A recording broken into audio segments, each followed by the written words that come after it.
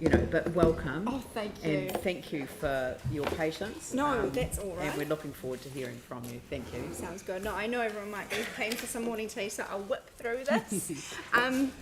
And I have the lovely Marianne here beside me as well, just to help as well. But yes, so I guess an activity that happened in our ward was the election for a new chair, and so very exciting to be taking on the role, but also very grateful and excited to have David Cartwright as our deputy chair as well. So it's great that we can continue working as an effective team, and while he's not here, he is here in spirit, and so I'll say a massive thank you to David for everything that he's done as chair.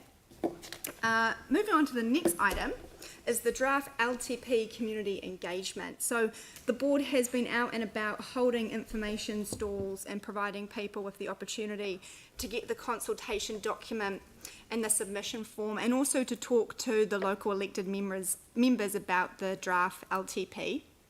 So we find that going out to where people are obviously is a way better result than holding drop-in sessions, where people are expected to come. So it's about us getting out in the community.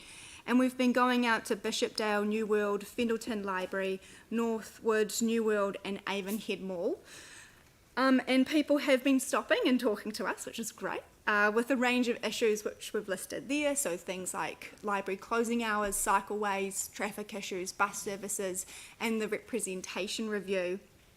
There were ranging views on various topics, and we are encouraging people to make sure they do a submission. We also had our school principals meeting.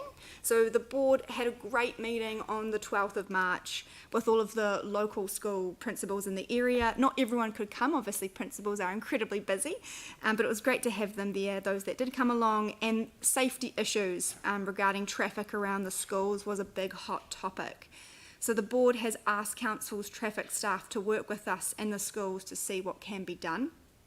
Some issues were also raised around the protection of trees which are on some of the grounds of the schools, and there was a bit of frustration from the schools around the bureaucracy and red tape in regards to having work done to the trees. So we will follow this up with council staff.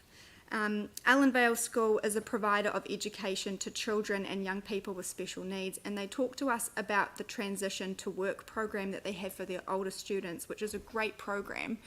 But with the impacts of COVID-19 on local businesses and employers, they've seen a reduction of opportunities that are normally available to their young people.